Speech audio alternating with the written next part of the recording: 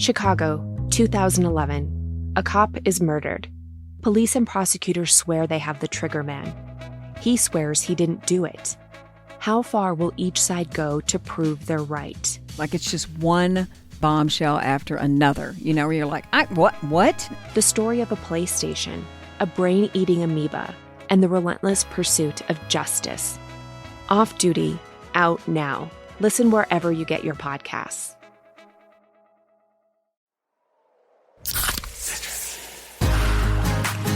Give me a mountain with lots to do. Give me the sunshine, give me a dew. Give me something simple and true. All I need is sunshine and a cool, refreshing mountain dew. So give me my good friends, give me a dew. Grab some friends and an ice-cold Mountain Dew today. Mountain Dew.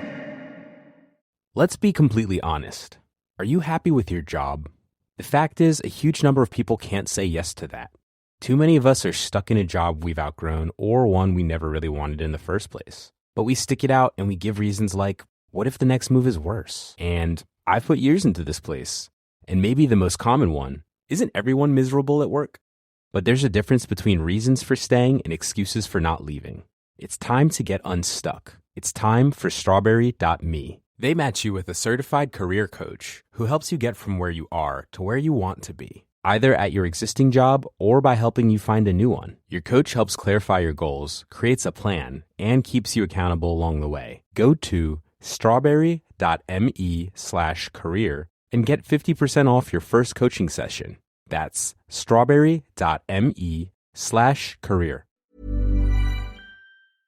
Hello and welcome back to the Psych Legal Pop Podcast. This is a podcast where we talk about popular culture through the lens of an attorney and a psychotherapist. I'm the therapist, Tess Brigham. And I'm the attorney, Brooke Brigham. So we are back with our Sister Wives Rewind and Gossip. Do you have gossip today? Should have checked in about that. Yeah, I do. I saw some gossip, but I didn't retain it. I have some stuff to talk about. Okay. So this is season 2, episode 11, Sister Wives in the City of Sin. And as I was saying to you before we started, you know, you would think this episode would be kind of like, it's the end of season 2. You would think it's kind of a throwaway episode, but it's not, because there are some hidden gems. There is going to be some math involved.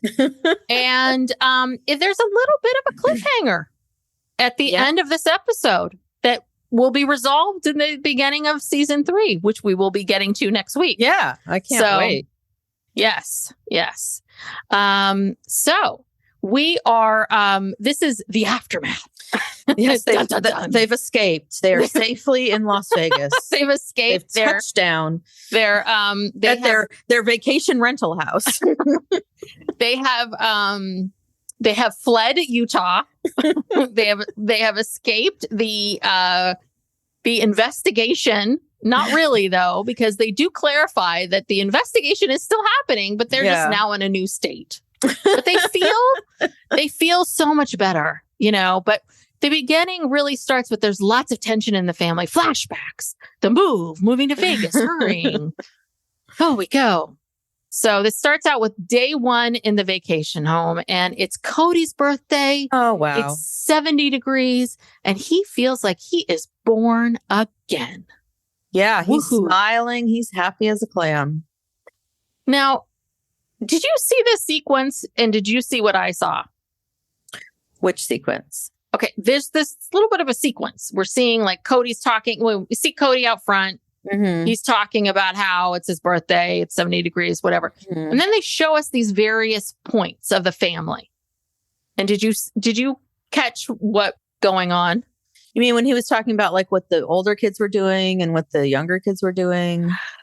No. What I saw was this. I saw Leon in a chair. I saw Maddie on her phone. Mm-hmm. I saw kids running around, and then I saw Logan moving boxes. Oh. I saw kids running and playing. I saw Logan unloading boxes. I saw kids in pools having fun. I saw Logan maybe fixing a meal.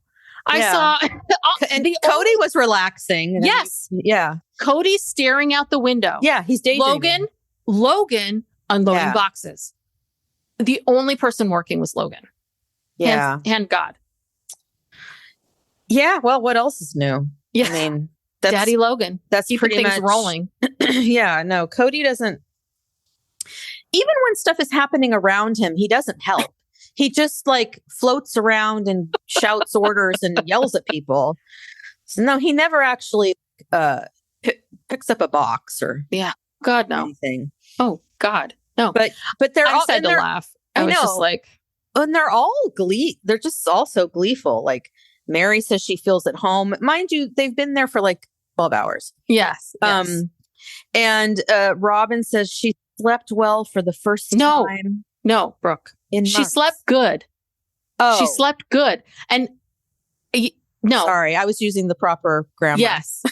The grammar. I know. Grammar is just, just unreal. You know, I was on Instagram the other day and I saw that this business coach was talking about she was talking about her and her husband flying first class. And she started off by saying, mine and Justin something. And I was like, I'm out. I'm out. I do not believe you're flying first class. I'm out. Yeah. So, I'm sorry. It's Robyn. So yeah, she Robyn. She slept good for the first time in months. And she got her appetite back because bitch lost 15 pounds worrying about all this stuff. All of this stress. And I'm just like, oh. And all the other wives wanted to rip her eyeballs out. Exactly. She, they're sitting on the couch and she's like, I lost 15 pounds. And they all are like glaring at her. Yes. Yeah. No, and the teens are all bitter. And you know who looks the most bitter out of anybody? Leon. No, Janelle. Oh, yeah. Janelle is... Though I thought Janelle looks pretty rough in this episode. She looks very, very rough. She can barely speak. Yeah. No, she's having a hard time. She's having a hard time. Yeah. But yeah, all the teens, they're bitter. They want to be there. But the little kids they're having fun. They're there's a hot tub. There's a pool. This is like great time. Yeah. They're on vacation. Yeah. And then we've got Mona. Poor Mona. On the case. Poor Mona has not left her car in probably 3 weeks since she met the Browns. She has not probably seen her family or her husband or her children since she met the Browns. She's been living out of that SUV. I know. Looking for properties for these people. Well, and they're just rentals. So I don't know what kind of a commission she gets for that. Yeah, it's not a lot, right? You probably get something if it goes through a filter, but not. But yeah, not enough. You have to not from them. You're not getting from the owner. Yeah, like if the owner lists it with your agency. Yeah, but God, you must get what, $200 or something. I have no idea. Any realtors out there, let us know. Like how much? Yeah, we want to know. Yeah, how much commission do you get if you bring a renter? Mm-hmm. So, but this place only has 4 bedrooms. Yeah. Yeah. Christine got the biggest room, probably because she has the most kids and a baby. Well, yeah, she has Truly and she has that big crib. Yeah. And she's saying it's the biggest room she's ever been in. And now, granted, it was a big room, but it wasn't like that big. I'm like, poor Christine. She's been living in the basement for so long. Yeah. That she's just so happy that she has a big bedroom. So they're going to have a birthday party for Kody. Do we see the party yet? Is that later on? I have the birthday party is the next. So is that, we see that? Okay. It was, I think so. Significant, I thought. It was mostly just, the kind of joking around. And then, they got him saddlebags for his motorcycle. Remember last week I mentioned the motorcycle? Yes. So where? Okay. I spotted the motorcycle. They must have put it in one of the trailers or the big truck or something. He made sure they left behind couches, dressers, their pets, half of their belongings, at least. But Kody's motorcycle made the trip. Yep. because it's Cody's. It's his But baby. again, but he told everyone vacation, the essentials. But his Yes, motorcycle made the essentials. His motorcycle. And I spotted it when they were unloading the truck. Mhm. There's a motorcycle out there. And then I'd forgotten that Kody even had a motorcycle. But then I remembered when he rode it to the shop after someone got a flat tire in another show, another episode. And so they got him these saddlebags for his motorcycle. I just What do you do with saddlebags for a motorcycle? It's just you put to stuff in store. it? Yeah, you store stuff in it, goes around and put stuff in it. Oh, and then Kody says, this family has never had a birthday forgotten. Oh, ooh, I didn't catch that. Yes. Ooh. Talking about how special birthdays are. And everyone gets their special day. But that ended on October 11th, 2021. Yes. Was that 2021? That must have been that year. Because because we're a year. They were a year behind us. Yeah. When Kody forgot Gabe's birthday. Yeah. Well, never forget, people. Never forget. Yes. Okay. So Kody, oh God, this whole thing is so gross. Okay. So Kody wants more babies. He's excited. He wanted them right away. But with the investigation, it was all just too stressful. And, it had been 10 months. It's 10 months. I mean, Jesus Christ. They've had to wait. They've had to, keep it together. But now that they're in Vegas and, it's on. Because they're more relaxed. Yeah. And, hey, you're in a 4-bedroom house with 19 other people. So let's get it on now. Get it on. And it's my birthday. Yeah. I guess so. It must have been a good time. Yeah. It must have been Robyn's night. His birthday. I swear. This is like, of all the times, you got 4 bedrooms and 19 other people in this house. Yeah. Good timing. And I think they boned within the first 3 days at the most. Well, this is when we're going to be doing this math. Yeah, we're going to be doing math later. Yes. Okay.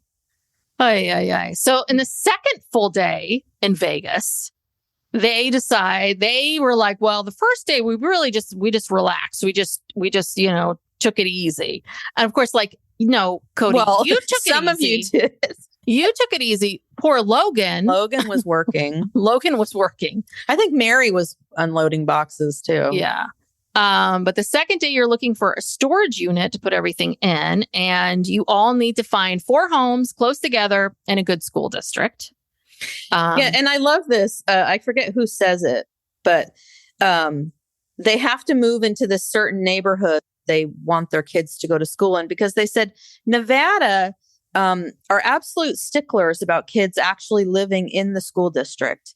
I'm like, yeah, every isn't that how every school district is? But see, they've been sending their kids mostly to these homeschooling them or these plig schools. I don't think they understand how school works. Yeah, well, I want to get into this in a second, but so Robyn was the first priority because her kids have moved around so much, and they found a place right away. And actually, I guess they found a place pretty quickly because they moved in. Mm-hmm. They signed the lease.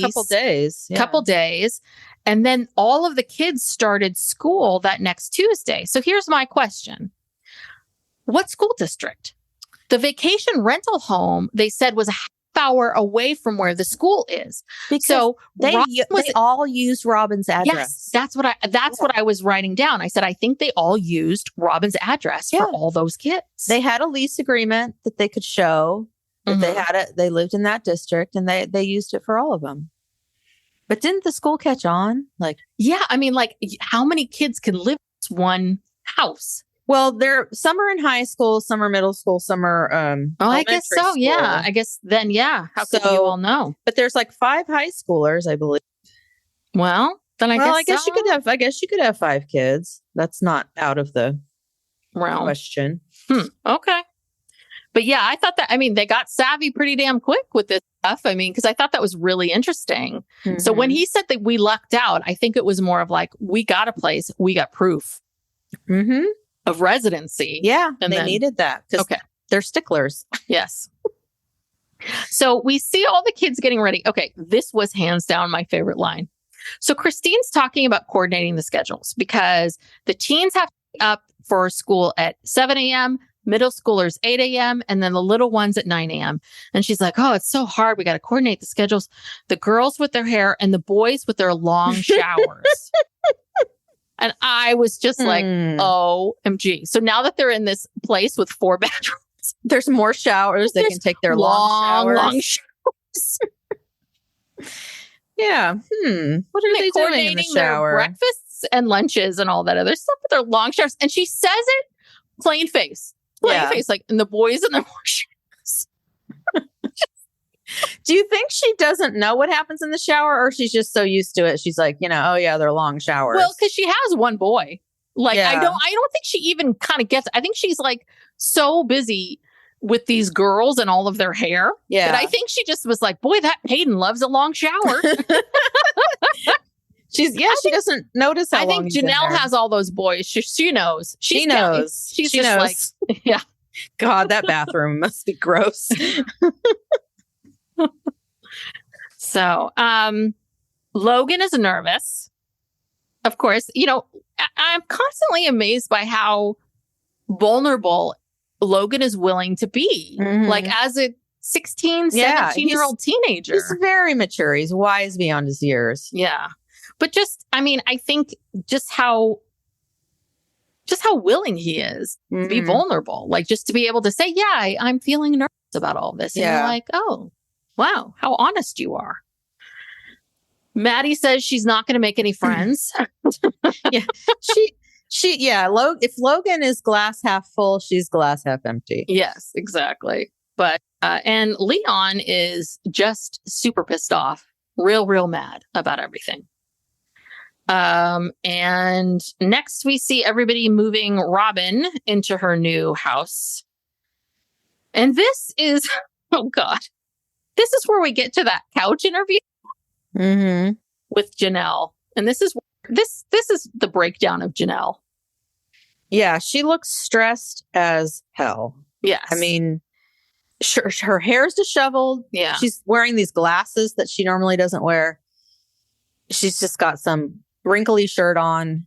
She looks like she hates life. Yeah. No, this is a new Janelle. Like we've never seen her like this. And this is where she says her famous line, our resources are finite. It's really, really scary that money is a big, big problem. And they are going to use their retirement. They're planning on using their retirement money to start a family business. Oh God. And then this must be all of her retirement money. Right. And do you think he has retirement money from his job? Or you think this is all her retirement doubt money? It. I'm sure it's mostly or all hers because I don't think Kody really worked the kind of jobs where, you have a retirement plan. She worked for the county.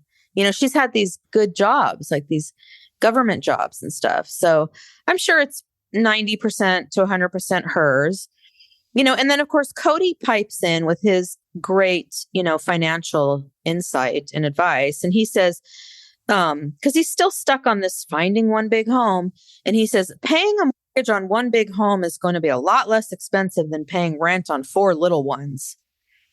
It's like, okay, Kody, first of all, that's not helpful. This one big house doesn't exist. You don't have any money to build a house. Like, what are you talking about? Yeah. You don't have any money, period. Like, I mean, I don't know where this math is coming from of like, it makes zero sense. You have no money, period. Zip zero money. Yeah. No, the only money you have is from TLC. And this is only your second season. So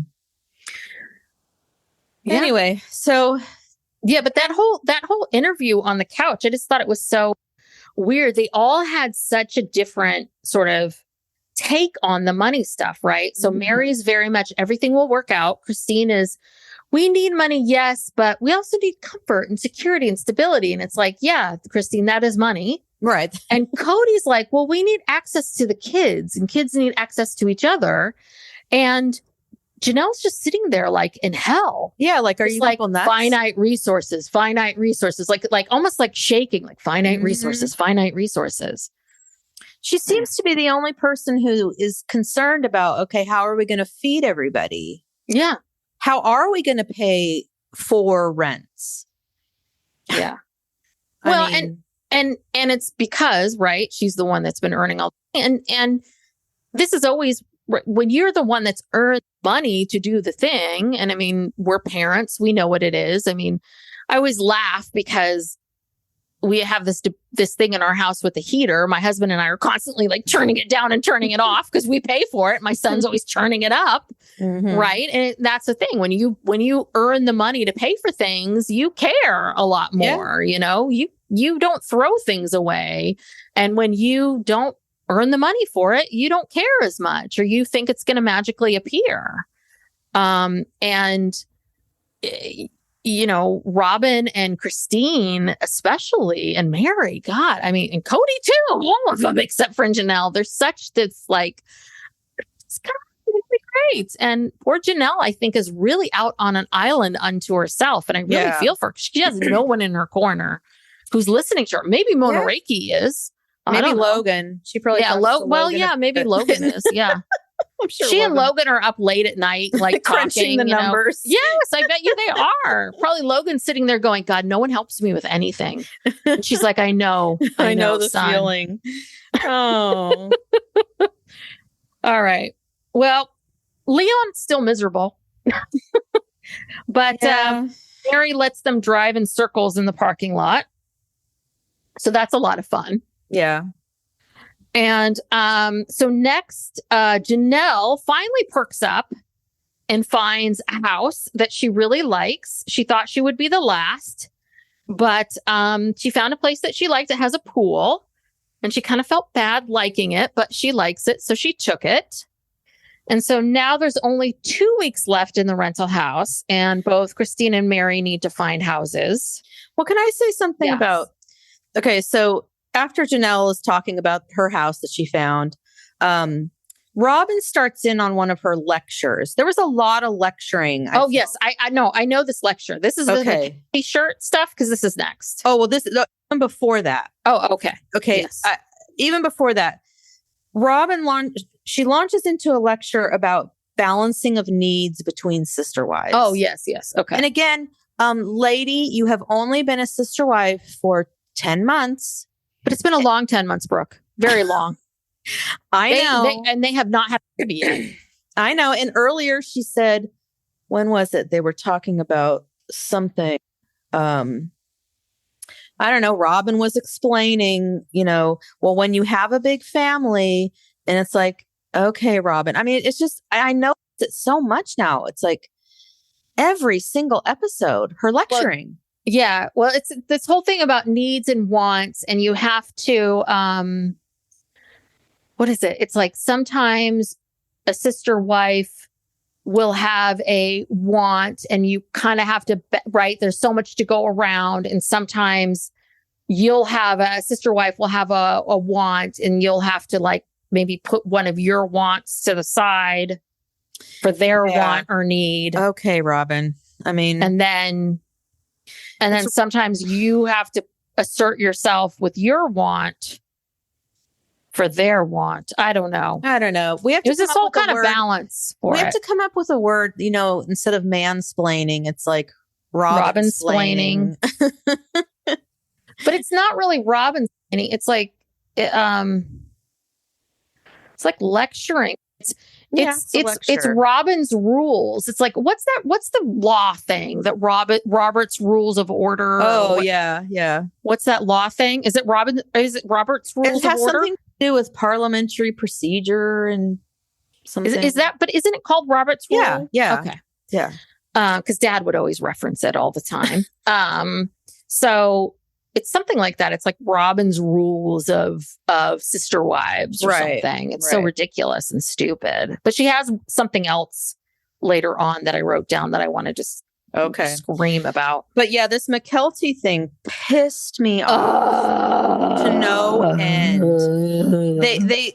Christine says that McKelty's way of acting out is with modesty. Yes. Okay. And so, first of all, there's nothing ever wrong with anything that McKelty is wearing. Yes. There's I wrote down what she wore. She was wearing two of those kind of Justice. Remember the store Justice? Yes. Layla loved that store. Oh yeah. Layla had those tank tops. They have like the lace on the top. She has two of them on. There is zero cleavage. Zero. She's completely covered. And Meri's scolding her, telling her she has to go change. And I just got so fucking mad because I got PTSD. It brought me back to the days. Okay, I fought with every single school official ever over. My daughter was always harassed for the way she dressed. And again, she didn't have any cleavage. She wasn't showing anything inappropriate. She was just very fashionable, and she wore like things that were different. It brought attention to her, and she was constantly being harassed by teachers about the dress code. Was Layla showing skin? No. I mean, no, I swear to God, no. Do you think they were harassing Layla because she was pretty? I don't know what it was like. I have no idea, but it was just constant. And I finally, when she was in middle school, I basically talked to the principal and said, this is discriminatory. These dress codes are discriminatory. They also discriminate against people who are, have gender differences, who are transgender, non-binary. I mean, like schools love dress codes, they just love it. And they're so stupid. And it's like, I remember the first day of school in like 6th grade or 7th grade, she was wearing the ripped jeans with the rips at the knees, like small little rips. And, someone had to and she felt, it's first day of school. She's feeling good. She's got her new backpack. She's got a cute top on, zero cleavage, zero skin, whatever. And then some teacher just bursts her bubble by, making some comment about her jeans, and they'd threaten to send her home, or they would make the kids put on, it was a shaming experience. They had like this box of sweats. That God. If they felt there was something wrong, sweats and sweatshirts and tops and bottoms, if they felt there was something wrong with your outfit, you'd have to take it off and put on these nasty, dirty, big old box of shame. Yes. The box of sweatsuit shame. And I literally had to, bring out like some like threats of, discrimination to get them to back off. Actually, though, this principal was really nice. She was really cool. She thought it was stupid too. Yeah. What's so weird is I went to high school 30 some odd years ago, and we wore ripped jeans and no one said boo. Yeah, we used to wear mini skirts. That's back when mini skirts were in. So it's this weird reverse thing. Like, McKelty, but on top of the fact that she was wearing 2 tank tops, and you could see there was no cleavage. I mean, there was nothing. And she was wearing a black long sleeve cardigan. Yes. And a scarf. Like, there was no cleavage. There was a strip of skin, like right under her neck. Yes. That you could see. And then they get into this whole thing about like, well, the attire here in Vegas is very different than in Utah. And then we get all these images of women on the strip and women in these very short outfits and blah, blah, blah, blah, blah. And it's a little bit of like, okay, give me a friggin' break. Like you're taking images of women, that are like going out clubbing or doing whatever on the strip. And then this is what Robyn said that just made me want to scream. She said, they don't realize when they have certain things showing, that's a huge message to boys out here. And I'm like, Robyn, first off, what goddamn fucking year do you think this is? Number one. And number two, how dare you blame women for what? So if McKelty is wearing you're asking for it? Yeah. McKelty's wearing 2 tank tops, a cardigan, and a scarf. And if she's raped, that's her fault. That is her fault. Yeah. Are we in 1950? Fuck you. Yeah. I was so pissed off. I was like, F you, Robyn. How dare you? And she's like, we just need to protect these pretty girls. It's like, F you. No way. That is the rudest thing. I was so livid. I'm sorry. I'm just like, you don't even get it. Even, and she's like, she said it. She just said this to them. She said, you don't even get it. Even when you're married, you don't get it. It's like, what? I know. I was just like, what does that mean? Even when you're married, you don't get it. It's like, you don't get that, like, it's this idea of like, it's the same thing of like, oh, boys will be boys. Like, men can't possibly help. They can't control themselves. They can't control if they themselves. see your shoulder and a spaghetti strap tank top, they're going to lose their shit. And here's so an idea. God forbid you show them a little cleavage. They can't possibly help themselves. And here's an idea. How about we raise our boys and teach our boys not to objectify women and teach them about, all this shit. Why is the burden is always on the woman to change, to be smaller, to accommodate other people, to not wear this because it's going to drive the boys crazy. It's like, no, it is not. No. Well, I asked my husband, I said to Steve, I said, can I ask you a question? I said, if you saw a woman out wearing, like, I said, if you saw a woman wearing, like a short skirt and this and that, what would you think? Like, what would you think? And he said, well, I would just think that she was feeling sexy and that she would want to be sexy. And I said, well, do you think that she would be, quote unquote, asking for it or whatever? He's like, no, I would think that she just wanted to show and be feeling sexy. I was like, okay, thank you. Right. It's like, it's just such a crazy idea. This idea of it's just this idea of who in their right mind is thinking this way, Robyn? Like, what the hell? She's in a cult. She's insane. She's insane. She's stupid. Does she let her kids wear bathing suits? That's the thing that I always find so ironic is that we have all these elaborate dress codes, yet, at the end of the school year, you go on the school trip and all the kids are wearing bathing suits, which is basically like being in your underwear. Yeah. It's just so dumb. Oh, it's the stupidest thing. It's the stupidest thing in the world. It's the stupidest thing in the world. It's like, it's the craziest thing. It's a little bit like someone driving down the street and like, they're going to look at McKelty and go, she's not showing any skin, so I'm not going to rape her. Oh, but this person down here, well, short skirt, here we go. I mean, it's got nothing to do with anything. But also, it's the silliest thing. It's victim blaming. I think that also too, within their cult, their religion, their culture, whatever you want to call it, that's just one more thing that they use to shame women, to keep them submissive. And that's why they have to wear those prairie dresses, some of them. Yeah. But so it's not just society, it's them. It's their crazy religion. Yeah. Anywho, that line and all of that really pissed me off. That made me just want to punch Robyn. Oh, God. So anyway, that took a lot out of me. Then Meri and Robyn go back to Utah to get the rest of the shit that they left behind and the pets that they claim they left with family. But Christine did find a home. Oh, okay. Yes. Christine found a home because God is good. Mona found her favorite place. Good. And Truly is just, crawling around on the floor. Saw that. I was like, someone is going to step on her. I know. Truly is just, and she still has no hair. No hair. I know. They're moving boxes around her and like furniture. It's like, and she's just crawling around on the floor. It is a miracle Truly's still alive in some ways. It really is. Okay. Yes. But you're right. Meri and Robyn are going back to Utah to get the rest of their stuff and their pets. Yes. Oh, and then out of nowhere, Meri admits that she starts talking about Robyn, and she says she admits that she did her duty and brought Robyn in and introduced her to Kody. But she said, and this was always your theory from the beginning, that when they started courting and Meri got pushed out, she felt that she was no longer needed, and because she was upset because she said she was so desperate for a strong bond with a sister wife.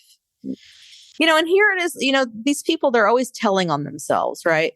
Like 1 minute they're talking about how wonderful, it is having sister wives and this lifestyle, and it's so great. And then the next minute, Meri's basically admitting that she's never had a strong bond with a sister wife. Mm-hmm. Okay. I mean, they have been alluding to the fact that things were wrong with Robyn, right? It's always like they've alluded to this on it, on and off. And we know from the book, right, that it was. And then now, and it's sort of like, okay, now we're going to revisit this again. And now you're right. Now she's revisiting it. Now it's like breadcrumbs. We're constantly getting little breadcrumbs, and then we're getting a little bit more, and then we're fleshing it out a little bit more. Yeah. And Robyn does, I was listening to another podcast where they're reading the Sister Wives book, and they were reading Robyn's chapter. And literally Robyn's chapter is really all about, a lot of it is about the fact that, you know, when she came into the family, she really wasn't welcomed. You know, they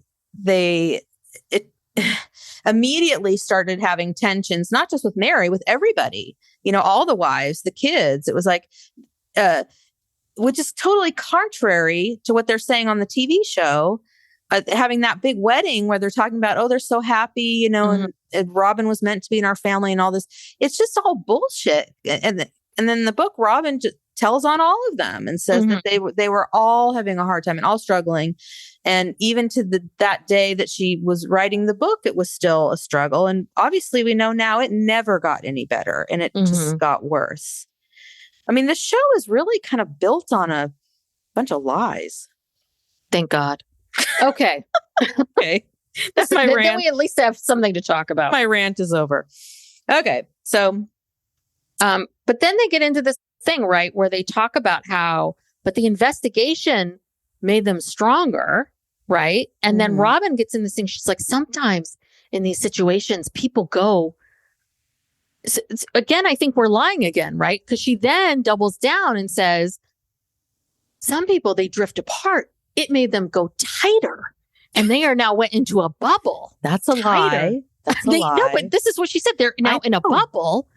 And Meri says she's always wanted this kind of relationship with a sister wife, something deep and real. Oh my God. Delusional. Yes.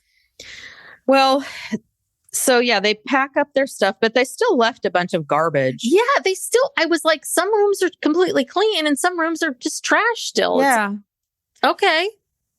You guys really don't ever complete anything. No, they never complete a job ever. That's very annoying. Now, this next section, I remembered wrong.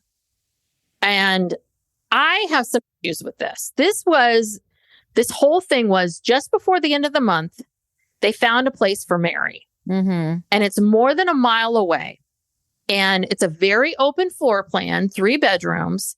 But the rent is just as much as Christine and Janelle's, who have a much bigger family.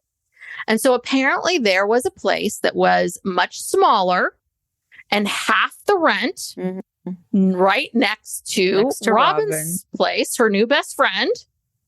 And I guess Meri didn't want that. And it comes back to this idea of, I guess, and so in my mind, I remembered this as, I thought Janelle was the one that had the issue of this, finite resources. I thought Janelle had the problem with Meri not taking the cheaper place. And it was Kody. Well, I'm sure Janelle also felt the same way, don't you? She's just not saying it out loud. But Janelle did agree, because the idea was, why should, and in my mind, I remember it, I thought it was a thing with bedrooms and rooms and space and size. That the idea was that Meri wanted, comparable size, something nice, something that she wanted. That why should Meri have to pick something that's kind of small and crappy just because she has less kids? And Janelle was, saying, yeah, she shouldn't have. I thought that Janelle was on the same page as Kody with like, come on, finite resources. And Janelle was sort of saying, no, she shouldn't have to. She should get something that she deserves. This really bugged me when I first saw this. And it bugged me again when I watched it again. I really felt like, you know what? This was all temporary. Leon was 15 and a half, 16. I know that they were really unhappy about this move, but you claim to be Robyn's best friend. At the time, you didn't know how long you were going to be there. I mean, I understand it was going to be a little bit longer than you all thought, but Come on. You would be Right. doing the family a big solid Right. by taking that place. You know what it is? Puddle Monkey, please, could we have seen the place? Let me just see the place. And let me be the judge of whether or not she should have taken it. Well, because that's the thing. Small doesn't equal crappy. Yeah. It could be a darling, cute house with, 2 bedrooms. I live in a darling so do 2-bedroom we. home. Yeah. Yes. Here in the Bay Area, 2-bedroom homes, $1 million. It's $1 million. So you have to, unless you're rich, that's what you do. And you fix up your house. And again, and like I said, this is a fucking rental. You're not going to be there forever. Yeah. I mean, that was the whole thing. These were all temporary places at that time. Again, they stayed there a lot longer. But I mean, for me, I was thinking like, okay, Meri, this was a rental. Leon's, you have one kid. Yes. And I understand you want to have you wish you had a bunch of kids, but you don't. Well, let's deal in facts. Let that go. Let's deal in facts. Yeah. Finite resources. You don't have a job, nor does anybody else. You don't need the space. And I was really frustrated because I wanted to see the place. Let's see the place. Now, if it was a shithole, Right, she shouldn't have to live in a... But if it's next door to Robyn's house, but if it was in a rats nice and terrible, but if it was terrible and awful, okay, I'm fine. I get it. I'm with you. But if it was cute and nice, and if you were like, okay, I'll take it, but like, can I have a budget for cute art and can you help me paint it? I'm with you 100%. But if you poo-pooed it because it wasn't as nice as this other place that's twice the funds, then come on, Meri. Yeah. Then what was that whole spiel that we just got from Robyn 20 minutes ago about needs and wants and time and whatever? Then you're never, ever doing your part, Meri. Then you're never doing it. No, she's again. And I mean, and Janelle is always the one who's like, okay, I'll take the smaller house, even though she has the most kids and these big kids, and making the most money. Janelle has always contributed the most money. Exactly. And I wrote here, I have a little note here. It says they can't afford these houses because they do a little montage where they pan to each person's house and you don't see the inside. We'd see the insides later, but these are pretty big, nice houses. And probably every house in these subdivisions has at least 3-4 bedrooms. So what do you think at that time? This is 2011, right? Vegas, Nevada, this 2011 then. What do you think they're all renting for? Around $2,000? I don't have a clue, but I would say $2,000 a piece seems like a good so guess. times 4. So I bet you $8,000 a month. That's $8,000 a month. So Meri, this other place, I bet you was probably like around 900. I bet it was under 1,000 or something. Yeah, it's probably half the price. Yeah. So, but $1,000 is $1,000 every month after month. That's a lot of money. That is a lot of money. That pays for a lot of groceries. Exactly. A lot of stuff. Yeah. Exactly. Finite resources. Resources. Every dollar counts. So that was, yeah. So yeah, $8,000 a month. That's a lot of goddamn money. It's a lot of money. Mm-hmm. Wow. Yep. Okay. So now they're all moved in and they're going to a block party because Robyn and Christine live on the same street and they're worried about the neighbors' reactions to them. Obviously, they had to tell all the neighbors because they're filming this. So this woman, Edna, is hosting. Oh, yes, Edna. She's sort of, the block grandma. And I guess she was against these polygamists moving in. And then her daughter basically told her to chill out. Yes. But of course, Kody does not make a good first impression. He's just acting like an ass. He's making, embarrassing remarks. He's trying to, be cool and saying stuff. And everyone's just kind of like, okay. And I love this guy, Rufus, one of the neighbors who is he was my favorite. He's very skeptical. He's saying, this is not love. It's just lust. And then he gets into the Adam and Eve analysis. Yeah. What did he say? If a man wants more than one wife, that's between him and God, That's what he said. He said, you can't love multiple women. So what do you think? Do you think that someone can love more than one person at one time? Oh, absolutely. But as we have seen, I don't think it's the best idea for everybody involved, especially the children that come into these relationships, to marry more than one person and try to be a husband to more than one person is very difficult. It takes a very, very special, certain kind of person which Kody is not. Yes. He is No, he is not equipped to handle all of this. And we have seen these people have a lot of jealousy, a lot of issues. The children aren't happy about it. I mean, so no, you can't just say, oh, but because I love him, because I love her. I mean, God, how many times does that get you in trouble? Yes. Yeah. Well, Rufus is like, I ain't messing with this. No, he does not. Rufus is like, listen, when I meet God, I'm not gonna be there marrying multiple women. Rufus does not believe God's gonna be okay with that. Yeah. Cody thinks God's gonna be okay with it. And you know what I believe? I think God's gonna be okay with all of it. Because I don't think God really cares. I don't think God cares all that much, because I don't think that the world is, I don't think that God is judging all of us this much. No. God has bigger problems. Yes. Kody Brown. And then Robyn makes this absolutely stupid comment on the couch, and obviously reacting to Rufus. And she says, if this was just about lust, a prostitute is so much cheaper than a wife. And Janelle just looks at her. She looks horrified by this comment of Robyn's. And it is really, is because it's stupid. And so, and then Robyn starts talking about how Las Vegas is rough. It's a tough city, and it's not a bunch of Mormons. It's not easy. It's not easygoing country life. And she says they have a very different culture here. I don't judge my neighbors because I know what it's like to be judged. Of course, Robyn has to bring everything back to her. But you know what? She's saying all this as she's talking to two Black men.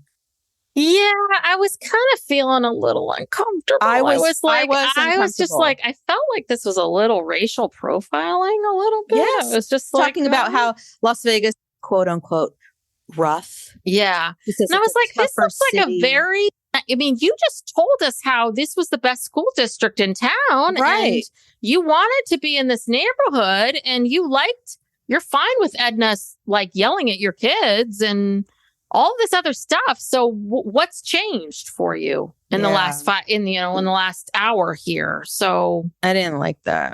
Yeah.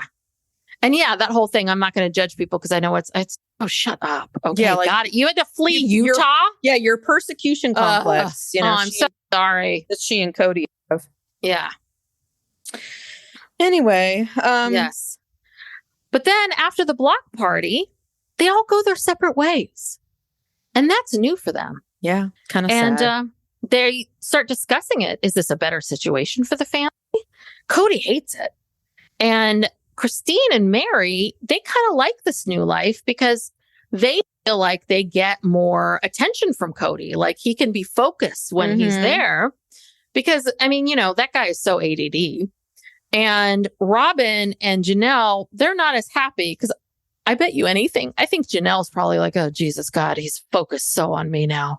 And I'm surprised Robyn doesn't like the full attention. I don't know why Robyn, Robyn wants just, she's so desperate for these people to like her. Yeah, Robyn's always had the full attention, though, because she never lived in the big house. Because, in the big house, Kody was always just ripping and running from this person's house to he was all over the place.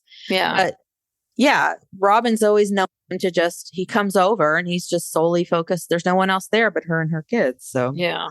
So, but Christine doesn't even know what it's like. Actually, that's true. So she doesn't. She doesn't get you don't get an opinion, Robyn. Yeah. And so Christine, I don't know if you just said this already, but Christine likes the routine she's developing with her kids. Yes. They're praying and singing and Meri and Christine seem to be more comfortable in separate houses. So. Yeah. It's interesting. Yeah, Meri likes her alone time. Yeah. She's unpacking. She's doing her stuff. And then we find out that Kody Robyn have a secret. Ooh, Kody is just giddy with excitement. Oh, yeah. Yes. So they said a little while, this sounds like Robyn, a little while after they got to Vegas, they said, let's get a pregnancy test. It's like, okay. And Robyn hopes that everyone is excited, but they're worried about Meri taking it hard. So Robyn is going to tell Well, you Meri didn't even say she's pregnant. Oh, I didn't say it? Well, Yeah. I said let's get a pregnancy test. It's positive. Okay. She's pregnant. She's pregnant. And so she's expecting the baby. This is the math part. She's Right. expecting the baby in October. Okay. Do we know what date Cody's birthday is? Oh, you mean Solomon?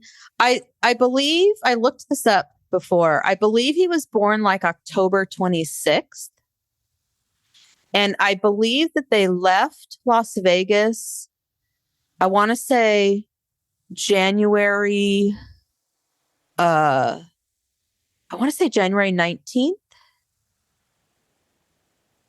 Okay. So how do we figure this? Is there some kind of internet thing? Pregnancy. Like, how do Well, you know conception? A pregnancy is actually 40 weeks. Yes. So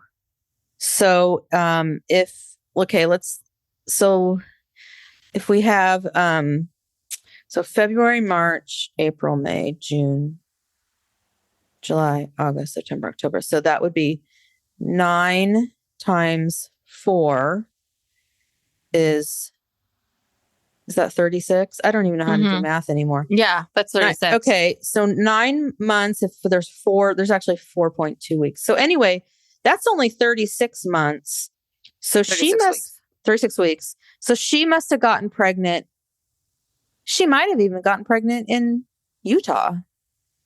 But she said she couldn't have because she was so stressed with the investigation. Well, because let's say you add 2 weeks to that for the last 2 weeks of January, that's 38 weeks.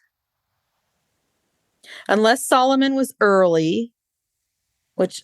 And usually, well, no, this isn't her first baby. So yeah, that's a real borderline there. So I just want to know if they conceived that child in that rental house. It is a very high probability because it was either conceived within days of arriving in Las Vegas or perhaps their last days in Utah.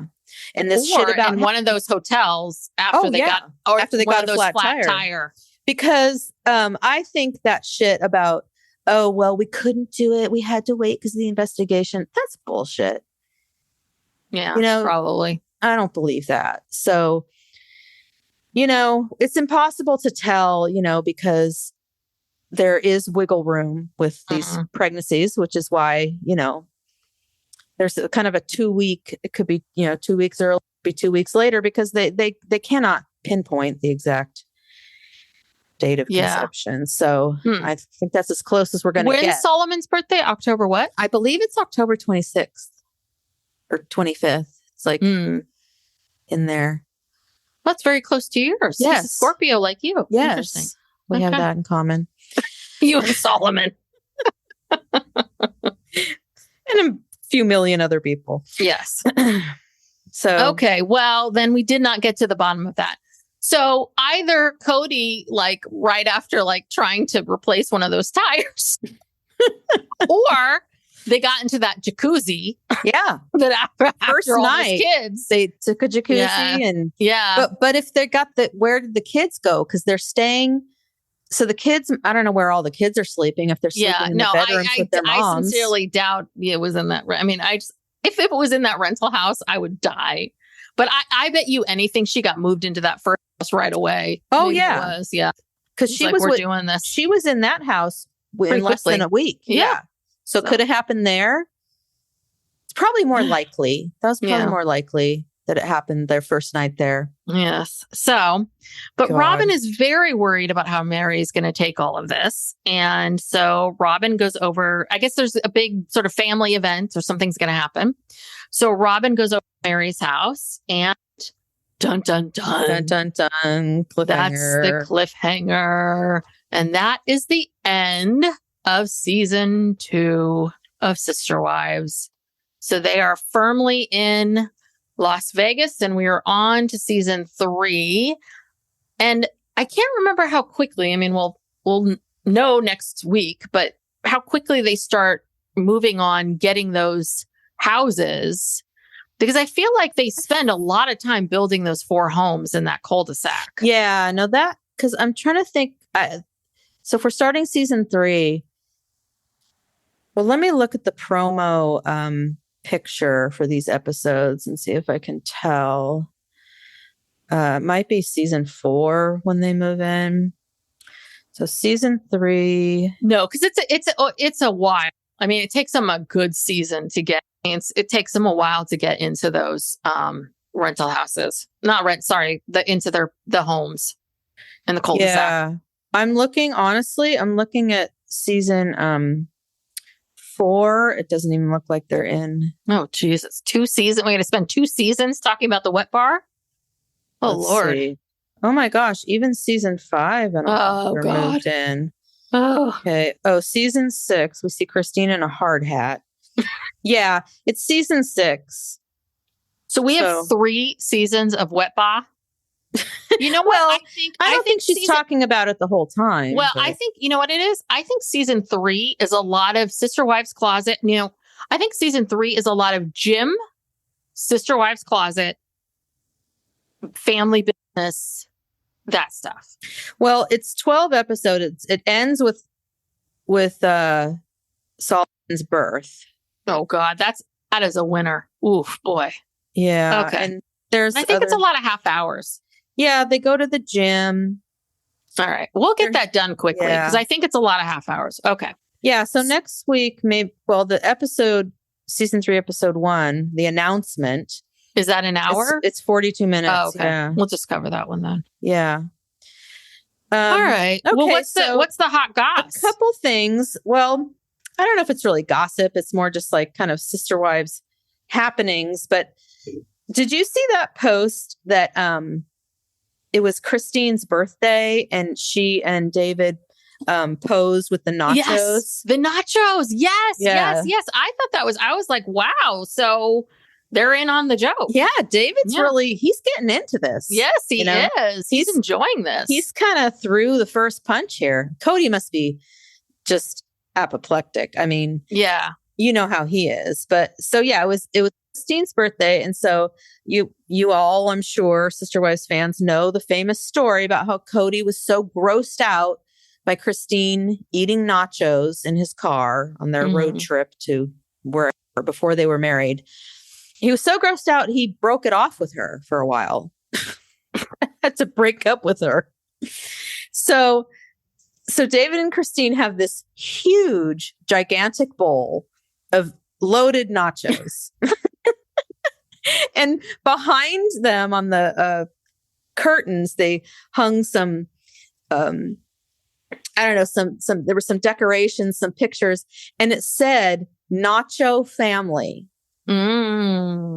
So you could read that as not your family, not your family. Yes. Nacho Family. I loved it. It was great. And then David captioned it, I would eat nachos with you anywhere, my queen. I mean, they were really getting into it. This will be interesting to see David. I guess this next season, I don't know how much of David we'll see because I don't know if their relationship is going to be shown. Well, I've heard, on the Instagram that he was filmed. Their relationship was filmed. Their proposal was filmed. Wow. Okay. Yeah. So he's going to be part of it. I think he's straight up into this. So then there was something else. Hold on, that I had saved. Did you see any Sister Wives news of note? Well, I was actually on TikTok trying to find stuff, and I was searching on Sister Wives, and I just saw this like random. I think someone posted like why can't I think of the name of a cameo by Kody? Oh, yeah. It was just like the strangest cameo. It was just like, was it the one where he was walking on his hands? No, it was Oh. just him talking. He was in that leather jacket, but it's just like, well, Robyn and I mean, I guess we're not going to have any more wives. It's just she and I. So we're monogamists. And, I don't know. Well, have a happy birthday now. And Yeah. it was just kind of weird and like real, just resolved. And His cameos are lame. Like, I'd be pissed. and I think he charges like $100 charges- yeah, for he them. charges I mean, a they're lot. so weird. and they're just- short and stupid. Yeah. And not at all. Like some people put so much time and effort into their cameos. Like I would Yeah. feel really bad charging people $100 and doing jack shit. I know. Well, that's Kody. Yeah. The least So- amount of work possible. For the most amount of money. And I know I'd heard that like Meri apparently moved. Right. She finally left Flagstaff and moved to Utah, Erewhon. back to that. Yeah. And so I guess Janelle is the only wife. Robyn and Janelle Robyn are and the Kody only are still ones there. in Flagstaff. So I wonder why Meri moved back. I guess she has no reason to stay. Well, yeah, that she has I think the only kids, Savannah, who I think is graduating this year, and then Garrison and Gabe live in Flagstaff. But I think those are the only 3 kids that live. that are still in. Does Gwen live there? I guess Gwen still lives there. in Flagstaff? I don't know. I'm not sure where Gwen lives. But I mean, obviously, yeah,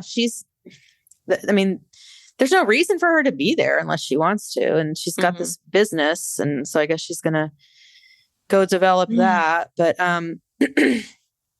so I found, Without a Crystal Ball is my new favorite account here. And I just found this really interesting because, TLC, they really, not only have they spun this show to be just, as we've been talking about, it's a bullshit. The premise of it is really quite, this is not the family that we thought they were, right? Yeah. Well, TLC has also completely hidden Kody's, other hustle, this gun business that he has. And I'm not sure when he started it. First of all, this is not like a gun bashing thing. Nobody get upset with me. According to polls, at least 70% of the country believes that we should have common sense gun laws. Okay. Oh, okay, good. I thought you were about to tell me that 70% of our country was like wants to be armed. No, But okay. no, Okay. no. Even good. people who are gun owners, okay, good. I'm glad 70% of our country are reasonable. at least 70%. It's probably Okay, good. higher. Good. Okay. So this isn't like a gun bashing thing. This is just interesting to me. Okay. So I don't know when Kody started this business, but he travels the United States with his business partner, Brian Colwell. That's the wedding that he went to and officiated. And they sell guns, AR-15 supplies, and they build kits and other accessories. I'm not even sure what that means. According to ATF records, Kody and Brian's business, U.S. Tactical LLC, is not authorized to sell weapons or guns. The company does not have a federal license, nor are they in the ATF database. Brian Colwell was previously part of an illegal ring that trafficked illegal weapons and sold them at gun shows. He pled to a misdemeanor in Oregon to avoid a felony and testified against the dealer. According to court records, in that case, the illegal guns sold by the ring were involved in at least 6 violent crimes. A few years ago, Kody snapped a picture with a fan that purchased a Glock from him. The Glock was sold on consignment. It is unknown whose license Kody sold the gun under at this show. Recently, Brian Colwell shared a photo on his Facebook page of 2 women that held a shirt that said F the ATF. In January, Brian set up a display at a massive gun show, which included the sales of AR-15 parts. According to NPR, AR-15 rifles have been used in numerous mass shootings, including the mass shooting in Las Vegas in 2017. What? Yes, which murdered 58 people. Unrelated, Kody and family fled Vegas a year later and moved to Arizona, which has some of the least restrictive laws in the country. Without a Crystal Ball is not against guns and recognizes the Second Amendment allows guns. This information is shared because TLC intentionally leaves this off the show. some fans may like to know what they are supporting.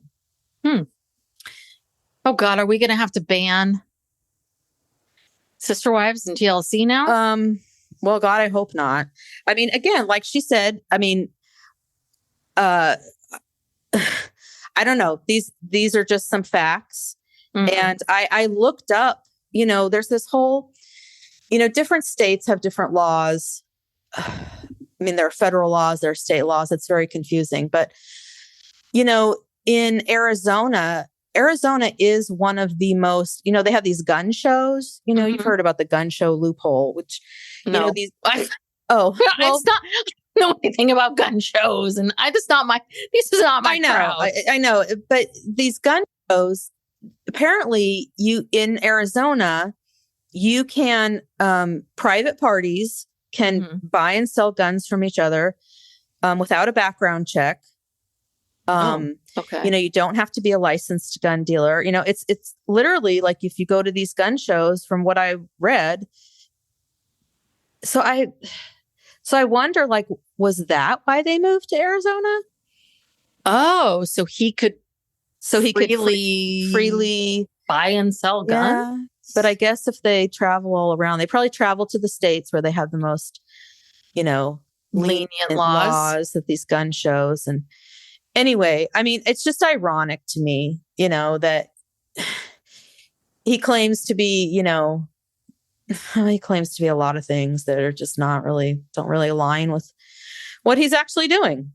But yeah, interesting. I did think that was interesting.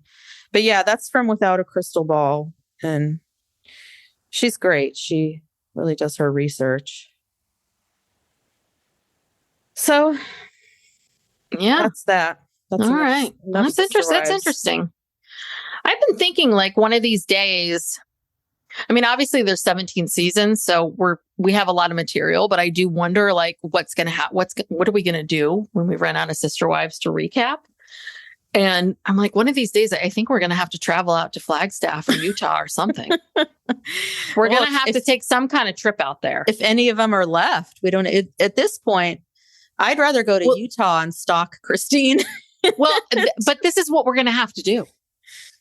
This is what keeps me up at night. I'm like, oh crap, what are we going to do when we run out of material? We're either going to have to find another show to obsess about. Yeah. Or we're going to have to we're going to have to go out to Utah and find other things. Go out to Utah and do what? I don't know. Just stalk things. Like, go to some of these places. Like, I don't know. We're going to have to go to, like, well, I guess a lot of these places are closed. I was like, go to Claire's Consignment, go to the furniture place. I'm sure that more than half of these places are closed. I think we could, if and when that day comes, we'll find something else. I think we're going to have to find something else to it's about. You're right. What are we going to do? Go to, like, this? I mean, I don't know. Oh, you're right. None of these places are open. We can't stalk these people. Like, there's no. We'll just have to find something else. Something will appear. Okay. All right. It's like nature. What do they say? Nature abhors a vacuum. What? So, or the universe abhors a vacuum. Basically, something gets cleared out. Something comes in to fill the space. Wasn't that like a door closes and a window opens? Yeah, similar. Okay, sounds good. All right. So some other crazy TLC show, something like 1,000-Pound Sisters or something like that. Well, some other family will implode, and then everything will go sour. That's good. Sounds good. All right. We still have a lot more episodes to go. I know. I'm not gonna stress out about it now. But then I was just thinking, like, oh God, maybe we should be doing that. Okay. We're only on season 2. Yes. Now starting season 3. All right. So thank you so much for tuning in. If you like this show, please give us a 5-star review and write us some kind words on Apple. Why can't I think of the name? Apple Podcasts. Apple Podcasts. 5-star. 5-star. 5-star review. And if you enjoy this, please subscribe and tell a friend or two about this podcast. Please spread the word. We are on Instagram at Psych Legal Pop and TikTok at Psych Legal Pop Podcast. 'Cause I think there was another Psych Legal Pop, oddly enough. Oh, that's why I had to do podcasts. who are they? Who are these people? I do not know who those I'm going to people have are. to go look. Yeah, we're gonna have to find you. And I think that is it. Yeah, please tell us if you have any other shows, because on Thursday we are covering the manhunt, the Boston bombing. Why can't I think of the name? American Manhunt, the Boston Marathon bombing. Really, really great documentary. So we're going to be covering that on Thursday. So if you have not watched it and you're interested in our coverage, I highly recommend checking that out and then listening to our podcast. And we are looking for, now that Love Is Blind is over, we are looking for suggestions for our Thursday show. So please give us some suggestions. All right. Thanks so much. See you next time. Bye. Bye.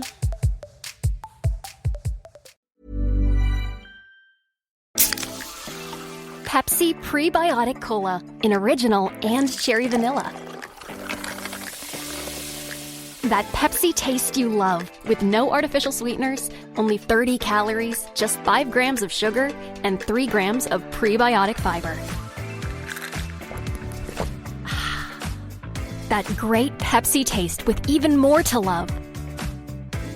Pepsi Prebiotic Cola. Unbelievably Pepsi. Dinner time. It's more than just a meal. It's when work comes to a halt, where macaroni masterpieces are made and little moments turn into lasting memories. With the Blue Cash Preferred Card, you can get 6% cash back at U.S. supermarkets.